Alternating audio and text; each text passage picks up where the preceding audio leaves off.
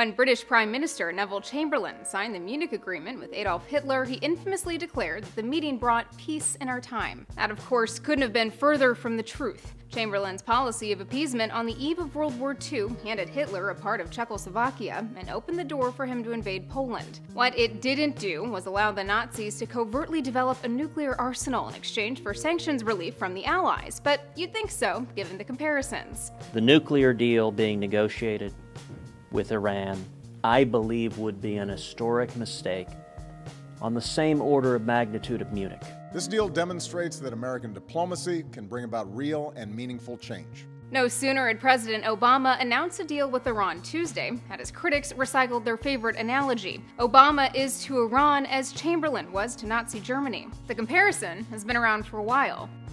Some seem to believe that we should negotiate with the terrorists and radicals as if some ingenious argument will persuade them they have been wrong all along.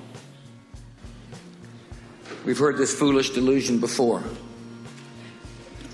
As Nazi tanks crossed into Poland in 1939. One big difference, some would argue, is Hitler got exactly what he wanted out of the Munich deal. The same can't be said of the Iranians. In exchange for sanctions relief, the Iranians must reduce their number of centrifuges, stop enrichment at certain facilities, and scale back uranium research and development. So, at best, the comparison is a stretch, but it's one that's made just about every time a president negotiates with a hostile state. When Ronald Reagan signed the INF Treaty with the Soviet Union, conservatives took out full-page ads comparing him to Chamberlain. And Richard Nixon, too, faced his share of Chamberlain comparisons for reaching out to China. As for the current president, perhaps the more apt comparison is Woodrow Wilson. Obama only has to look at Wilson's quest to join the League of Nations to know what a skeptical Congress is capable of. Congress now has 60 days to review the Iran deal before rejecting or approving it.